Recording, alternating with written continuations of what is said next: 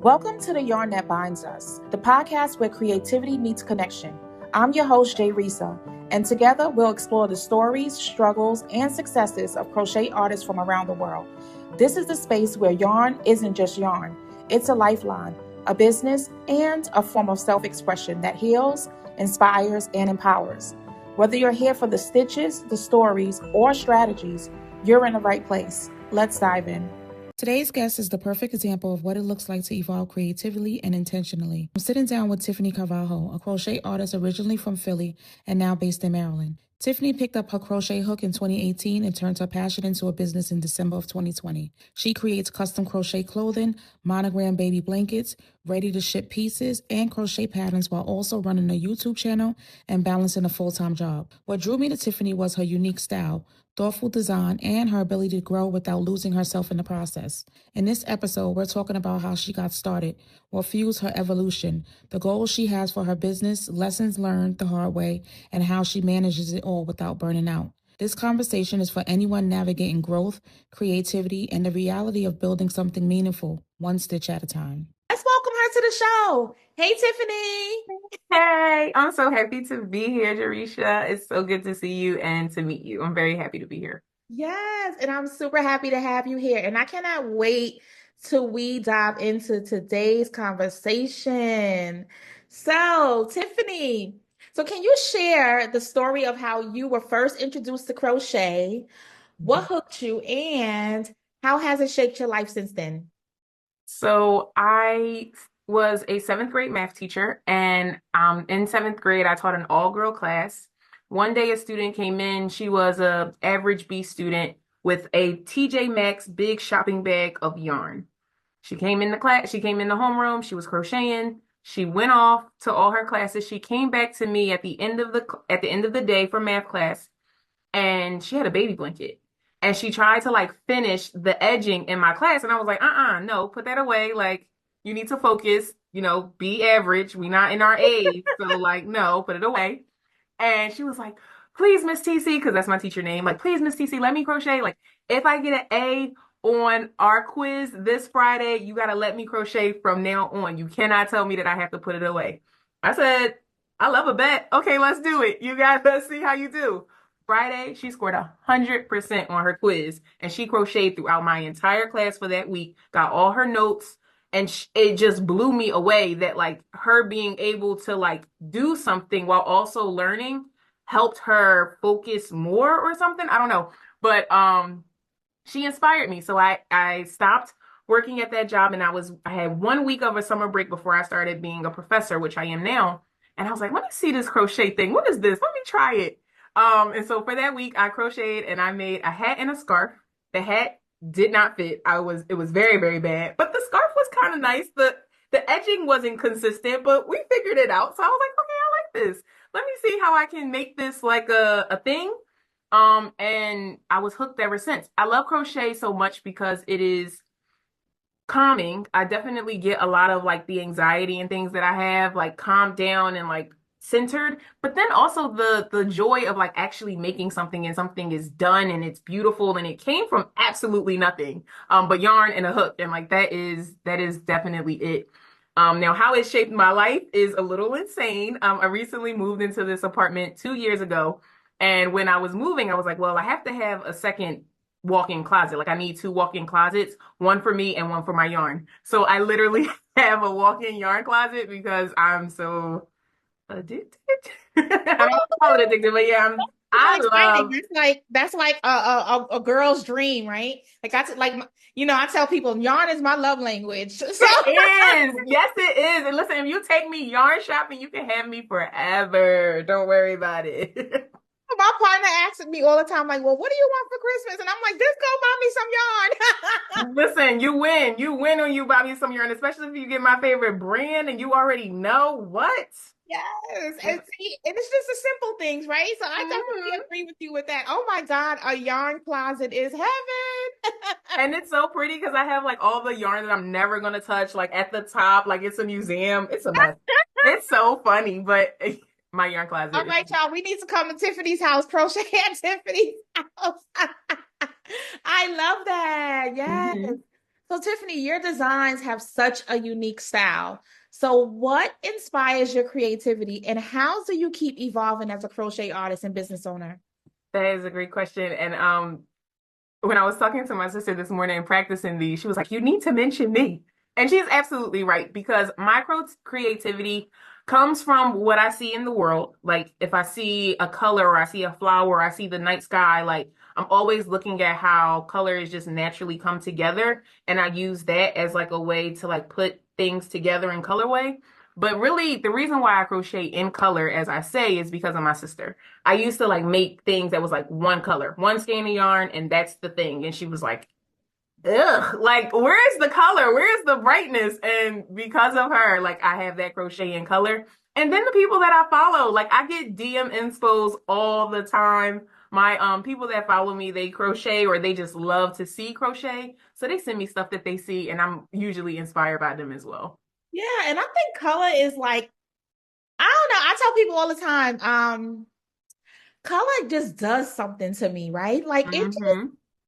I don't know. Like even when you use like those lime, like even with your sweater right now, right? Like those lime greens and blues and even if you don't think it goes together, it like does go together and it just gives you this like for me a boost of energy. Yes, Um, and definitely. an experience about myself that just makes me feel good. You Hmm. know? Yep. And that's really important because there's so many things that can make you not. And so like when you like I came in my room and I was like, oh, let me put my sweater on that I made for my birthday. And I was like, oh yeah, we look good today. Let's do it. Like it just brings such positive energy when you are dealing with color and just different colorways and stuff like that. I just love it. Yes, and especially when you create it for yourself. So definitely I can understand that. Hmm. So, running and growing a business while balancing a full-time job is not easy at all. So, can you walk us through how you manage both without burning out? Yeah, so I am, this burnout question comes to me a lot because I literally give 100% in all of the buckets that I have. But in 20, I would say 2017 was my third year teaching. I experienced burnout. Like I knew what burnout was, and I was ready to crash out. Like I don't care about my bills. I don't care about nothing. Like I just don't want to do anything. Yes. And my principal at the time was like, you have to balance work and life. She was like, you are TC. So everywhere you go, everything you do is about you being a teacher or a role model or something. Like you have to have, who is Tiffany? Like go find who she is because TC is just your job. Like it's not everything.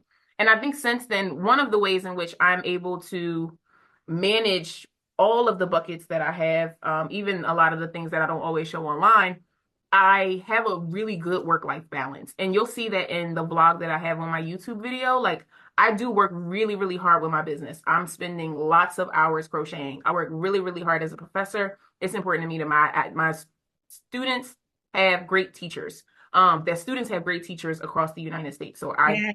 do that those two things really matter a lot to me.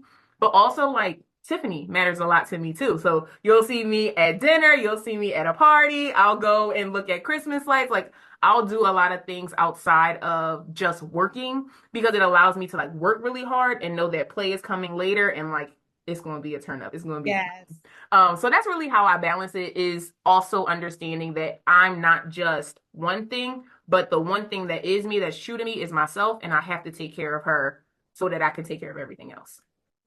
Yes, I love that. These questions It now. is so important to really, really, it is really important to understand that you can actually give 100% to everything that you do.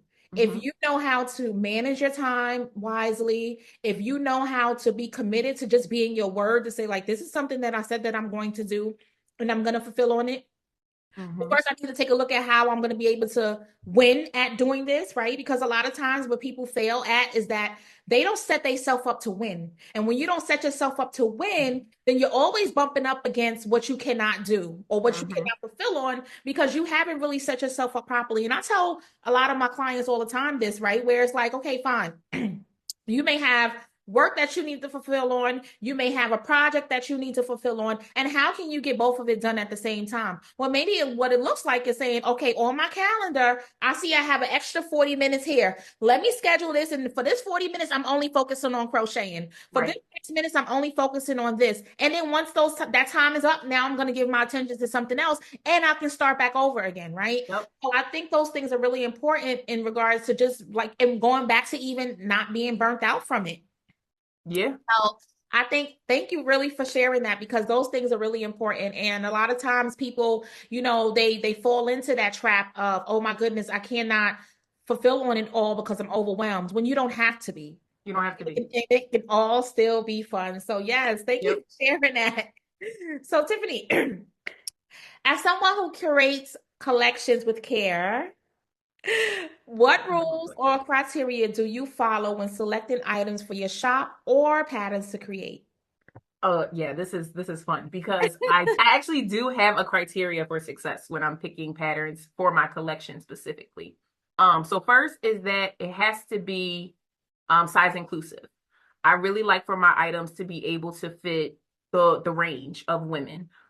So that's number one. Is it size inclusive?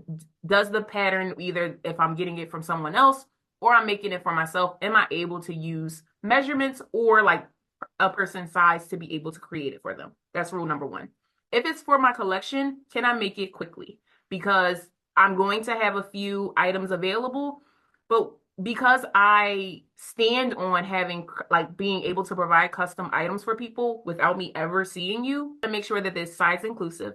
Two, I want to make sure that I am able to make it for someone without ever seeing them because I do custom orders. Then the third thing is like, can I customize it? Can I put like my spin on it, change colors, change design? Like, can I add something to it to make it more or better or like, more with the times? And then lastly is I want one thing that I want to start doing is making sure that I am using patterns from folks who are Black and brown or don't get the notoriety, don't have like that notoriety. So this upcoming spring collection, I want to make sure that I am picking designers that are not getting that, spotlight. I want to share the spotlight with them. One of the things that I see that happens a lot when I post something, I'm like, oh, I have this for sale. A lot of people that also crochet go and buy that pattern. Why not share that wealth and that knowledge and that and spread that information to people that can also benefit us? Yeah. So, especially because I'm like noticing that my brand and my business is getting bigger, like I'm seeing it get bigger authentically, like right in front of my face. And I'm like, we gotta be a little bit more intentional and we gotta share the light. We gotta share light with folks. Yes. I love that. I love that you said that, even in regards to like your brand being size inclusive. Mm-hmm. So one of the things that had me start creating my own wearables is because, I'm a thick girl at the bottom, right? Me too. And so a lot of times, first of all, when I go into the stores, there's a lot of things that I'm just not interested in. So that's number. Mm-hmm. And number two is there's always a pattern or something that I'm looking for because I'm also one of those people that I have this vision and I'm like, all right, well, let me see if somebody else created it. And then let me try to find, and you never find patterns that are for our size, right? And no, I'm not a big girl, but I also am hippie. I have a large behind and I just could never find what I truly desire or want for myself. And Mm-hmm. so that's what started me with saying, okay, well, let me start creating my own wearables and things like that. And Yeah. before it was just like, all right, well, I'm just doing it for myself. But then now I have people that's like, oh, do you know how to make a size 22? And do you know how to, and I'm like, well, let me take a look at what's available out there. And there is really nothing available out there. And so I am so grateful to hear that your brand definitely focus on, including all sizes because that is Absolutely. important, and like I said, it's a thing that's happening and it needs to continue to happen. Mm-hmm. Mm-hmm. I Yeah. love it. I love it. So, every business journey has its ups and downs, right? And so what has been your biggest mistake as a business owner and what did you learn from it? Yes. So this story is crazy. Okay, let me just paint the picture for you. Young lady reaches out to me via email. She's like, "Hey, I love your boho pants. I want them. I live in London. Can you ship them to me?" Me excited, like, ooh, Carvalho Crochets is about to be in London, y'all. Like, here we go. So I automatically say yes. Yes. I'll research how much it's gonna cost to ship. Don't worry about it. We'll take care of it. I'm so excited to have you. Now, the pants cost $180 for the boho pants at the time. It's not that price now. Because the Yes. price don't always stay the same. Yesterday's price is not today's price. But at the time, it was $180. I quoted her $40 for shipping. That's $220. Paid it, no problem. Got her measurements, made the pants. Go to the post office. I'm like, cool. Here we go. About to send the pants. So excited they're going to London. The post office tells me it is $78 to ship. So now, instead of $180 for the pants, I'm now getting $142 for the pants. Okay, cool. We ate that. It's okay. Whatever. Send them off. Get an email that says the government has decided to add a tariff on your pants. Unless you pay this, they will stay at our postal service until the next 6 months. Mind you, the young lady had somewhere to be. She had somewhere to be. The tariff amount was $120. Oh my God. And so I made $22 off of these $220 pants. I basically paid for them in shipping. And that was the biggest mistake. That was the biggest mistake Oh my that goodness. I have made this year was shipping to London. So London, I love you guys. If you're in the United States, I'll send them to where you are here, but you cannot get anything from me. Oh my goodness. It Wow. was so we know what tariffs are now. Like they did that to me, and I ate it. I ate Wow, that. well, that is that's a big lesson for many of us that are listening, right? Because a lot of times we're so excited about, our work being all around the world, and then look, boom. So that Yep. definitely is a valuable lesson. Oh my goodness. Oh my goodness. Just let me go through it so you don't have to. Oh my, $22. I will never forget that. I was so sad, but then I wound up just laughing because, Carmelo Crochet's is in London and I paid for it, but they out there walking around. wow, look at that. Oh my goodness. Ooh. That Mm. is definitely a big lesson to learn. Oh my goodness. I mean, woo, yes. So listen, for y'all listeners, do your research. Make sure you know the ins, outs in between. Shipping is just like traveling for yourself, right? Every Mhm. country, every whatever has their own rules and Mhm. regulations.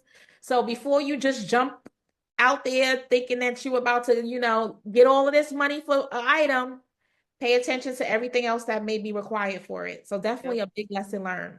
absolutely. Oh my goodness. Well, thank you for sharing that because that definitely gave me an opportunity to, discover some things for myself as well now that I am, shipping all over. So, Yeah. Tiffany, before we even wrap up, what parting words or advice would you like to leave with our listeners who might be inspired to crochet or start their own business? If you're inspired to crochet, I want to talk to you first and like separate my message from the business owners. If you're inspired to crochet, dive in, like learn the basics and then go beyond the basics. I think one of the things that I love so much about crochet, and especially the sweater that I have, is every single thing that I know about crochet has been crafted into this cardigan. And that means that there's so much that you can learn, so many techniques, so many ways in which you can do clothing, amigurumi, like there's so many Tunisian, like there's so many things about crochet. And I say like dive in and dive in deep.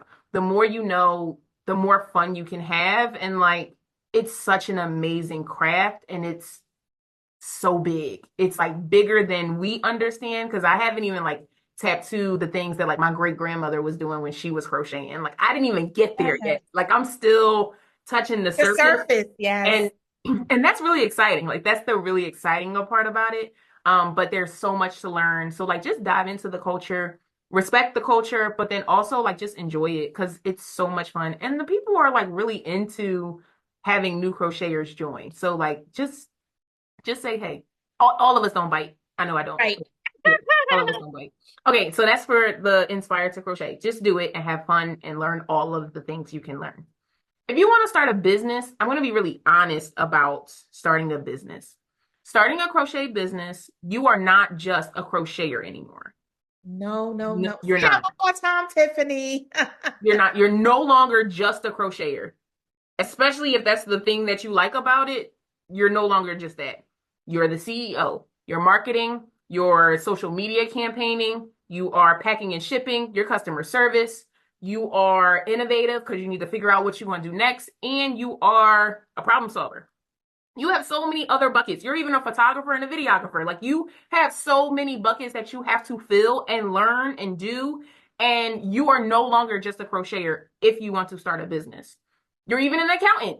You're About you're the the money. administrative assistant. Yeah, like you're communications, like you do so many other things than crochet, and it's like, but that takes the most time. So like, babes, make sure you want to do all the things because that is actually what running a business is. It's like, yes, you get to do the thing you love, but you got to do a lot of the things you don't love. And that's okay because if it matters to you, if you care about it, if it's that personal to you to succeed, you will.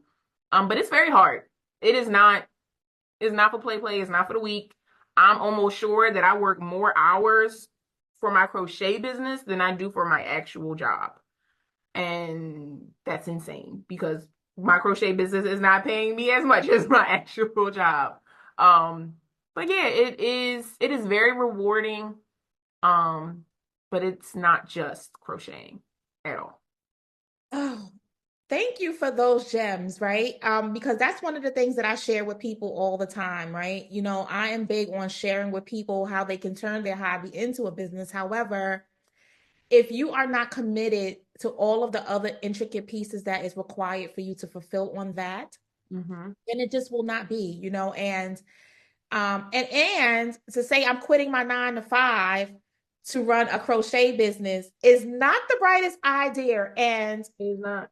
I would I'm not not going to recommend say it to that you. that was my biggest lesson because I've already was an entrepreneur before I started my crochet business. Mhm. But there were business moves that I chose to make sooner than I needed to Mhm. that now has me really taking a look at what I'm really committed to, right? And Mhm. so for those that are listening, I really want you to take what Tiffany said and not take it with a grain of salt, but to really, really, really think about all of those things, right? Mhm. As a business owner, you're doing it all. So if you are the administrative assistant, if you are the shipper and the handler and the packer and the creator and the the email marketer and the social media marketer and all of those things, when do you really have time to create your items? What does that look like for you? Are you creating bulk items? Are you creating when people say, "Hey, I want to order"?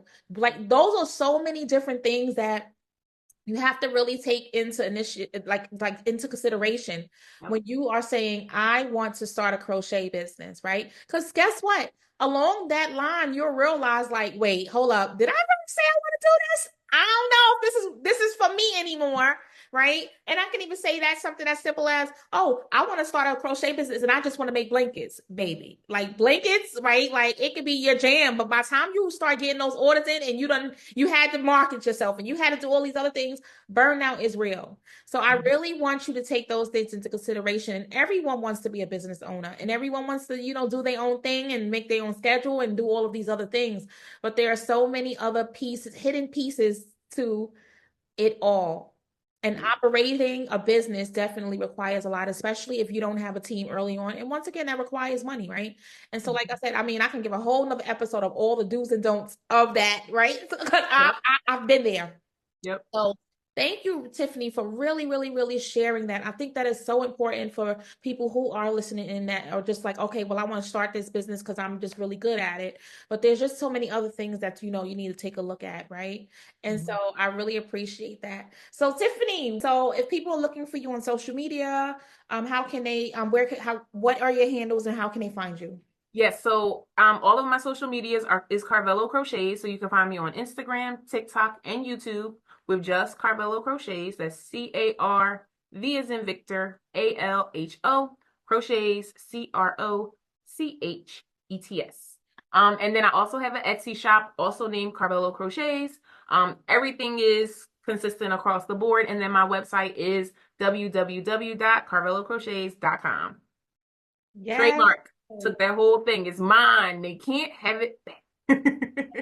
I love that. So thank you so much, Tiffany, for just blessing us with your presence today. It was such a great interview, and we are so grateful that you were able to just drop some gems and leave us with some amazing things to really consider for ourselves and for those who are just starting out or are inspiring business owners. Thank you for joining me for this episode of The Yarn That Bonds Us. I hope today's conversations left you inspired, encouraged, and reminded that crochet is so much more than a craft. It's a thread that connects our stories, our healing, and our dreams. If you love what you heard, don't forget to follow the podcast so you never miss a stitch of inspiration. Share this episode with a fellow maker who could use a little spark today, and join our community online to keep the conversation going. Until next time, keep creating, keep connecting, and remember, the yarn that bonds us is stronger than the struggles that try to unravel us.